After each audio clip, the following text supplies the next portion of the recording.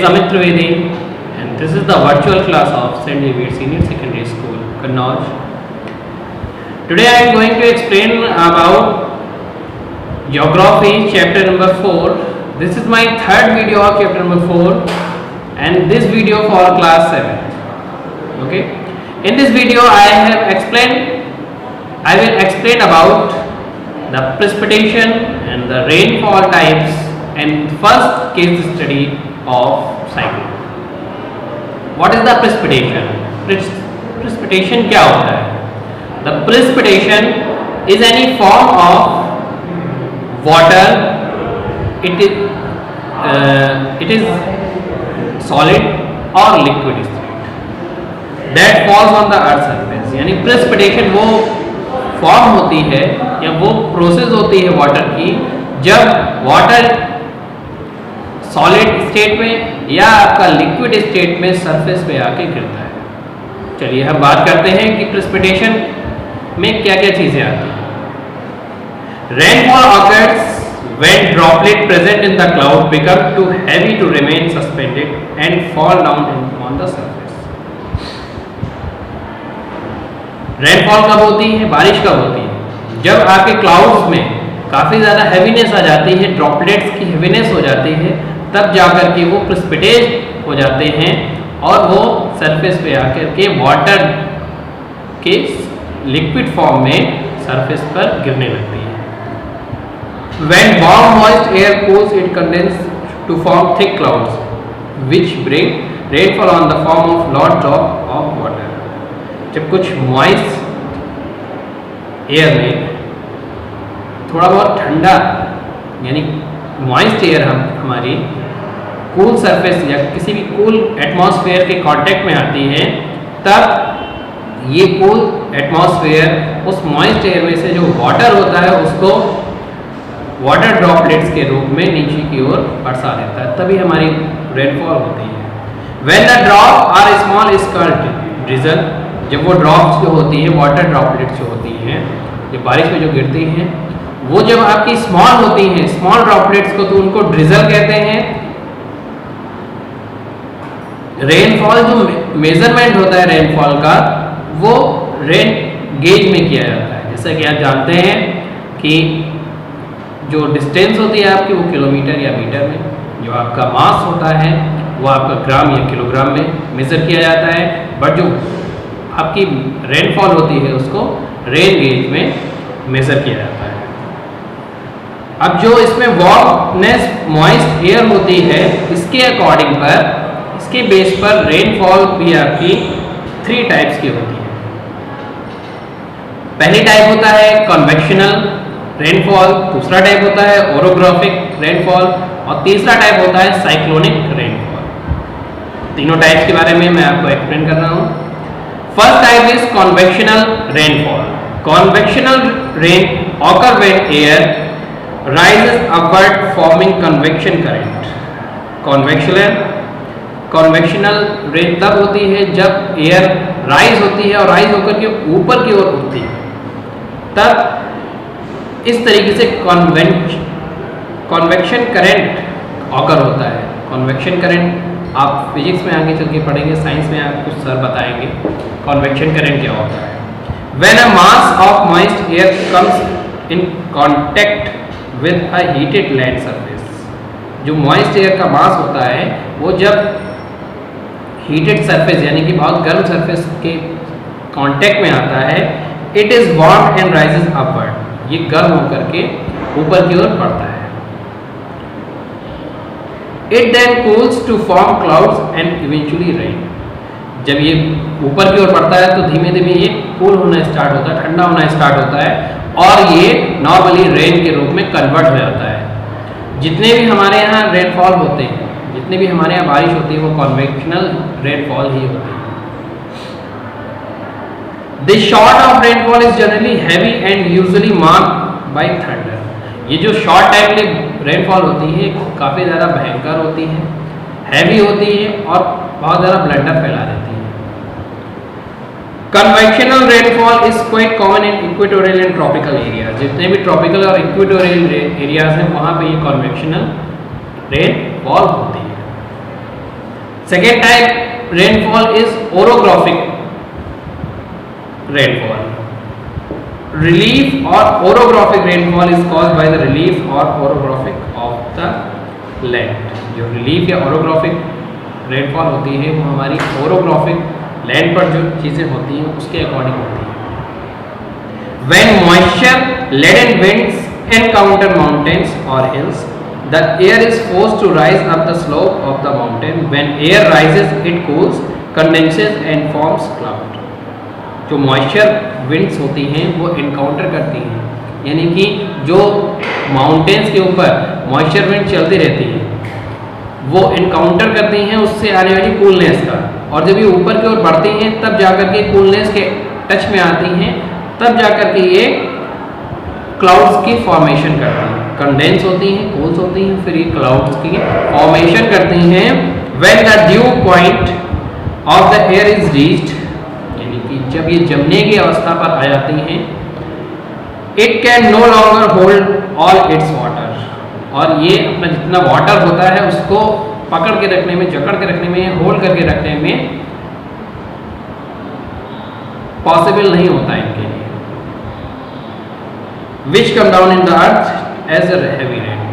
ये जितने भी ओरोग्राफिक रेनफॉल होती है ये सभी के सभी हिमालयन रीजन और वेस्टर्न घाट जो है हमारे वहाँ पर होती हैं. इनको ही हम मानसून रेन भी कहते हैं. जितने भी हमारे यहाँ मानसून रेन होता है, मानसूनी बारिश होती है, ये सभी के सभी ओरोग्राफिक रेनफॉल का ही एग्जाम्पल है.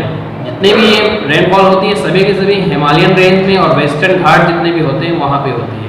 The third point is cyclonic rainfall. Cyclonic rainfall थोड़ा सा कॉम्प्लेक्स रेनफॉल प्रोसेस है इसका. Cyclonic rainfall is free of relief barriers and convection air currents. Cyclonic rainfall होती है किसी भी तरीके के बैरियर्स में बंधी हुई नहीं होती है. देन इसमें किसी भी तरीके की कन्वेक्शन एयर प्रोसेस नहीं होता है. Winds converts towards to low centre all sides. Low centre से सभी इस तरफ विंड्स चलती हैं. लो सेंटर से सेंटर में बना करके हाई प्रेशर की ओर ये चलना स्टार्ट होती हैं. When cold and warm air current meet, cold यानी कि ठंडा और वार्म मीन गर्म विंड करंट आपस में मिलता है. Warm air lighter rises above the cold air. Warm air light होती है और वो कोल्ड एयर के हमेशा ऊपर रहती है. तब the plane where the two different bodies of air meet is called front. ऐसा प्लेन जहाँ पर दो एयर टाइप्स मिलते हैं आकर के उसको आप फ्रंट कहते हो. The warm air cools on rising and condenses along the path of cyclone. जो वार्म एयर होती है वो राइज करती है और कंडेंस करती है जितनी भी विंड्स होती हैं उनको ही. इसी को हम साइक्लोन कहते हैं. It is accompanied by thunder and lightning. Such rain is called cyclonic or frontal rain. तब जाकर के वार्म एयर और कोल्ड एयर थंडर और लाइटनिंग करती है, बिजली चमकती है, और इसी को हम साइक्लोनिक रेन कहते हैं. So the student, I have explain about the rainfall. In next topic I explain case study of cyclone. The case study of cyclone is very important for you. In this case study, you will learn about the Odisha cyclone and the majorly Odisha cyclone, and I will explain about the cyclone. Those have happened on the other areas of Earth in America, Japan, and other countries. So, firstly, look at what is cyclone. The word cyclone has been derived from the Greek word kyklos. जो हमारा cyclone word है वो Greek word कैक्लोस से मिलकर बना हुआ है. इसका मीन होता है द कॉइल ऑफ स्नेक, यानी कि स्नेक जो एक कॉइल जैसा बनाते हैं. साइक्लोन का मीन होता है कॉइल ऑफ स्नेक, सांप का बनाई हुआ एक coil. A cyclone is a low pressure system in the lower part of the atmosphere. Atmosphere के सबसे नीचे पार्ट में लो प्रेशर का एक पूरा सिस्टम होता है साइक्लोन.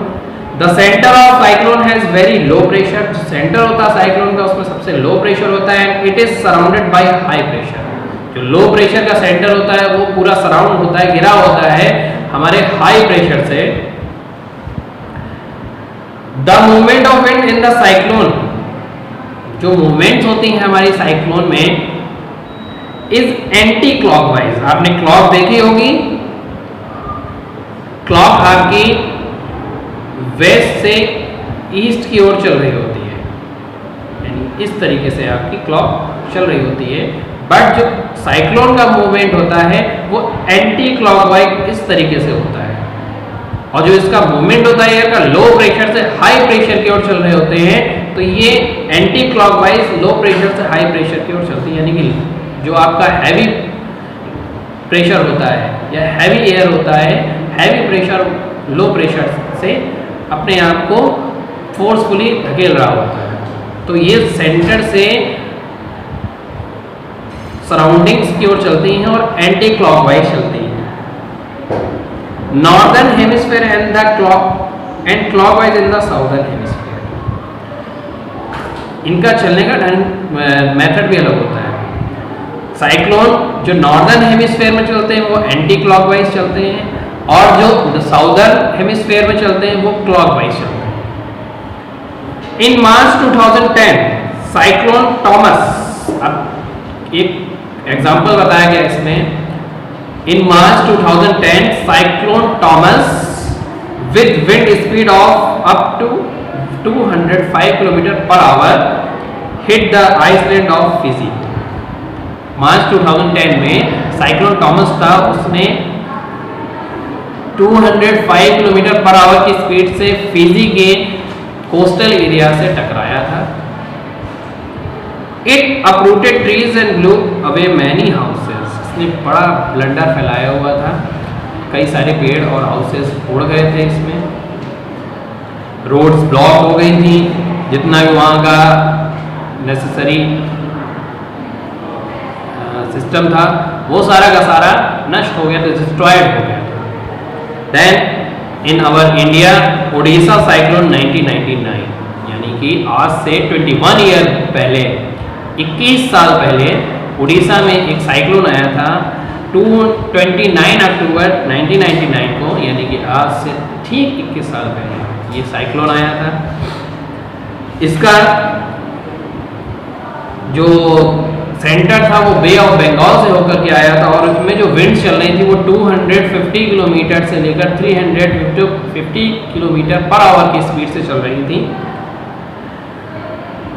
और ये 200 किलोमीटर लंबा east Indian coast of Orissa तक पहुंच गया था। यानी जो आपका कोस्टल एरिया है उड़ीसा का, उसके अंदर 200 किलोमीटर तक ये साइक्लोन पहुंचा था।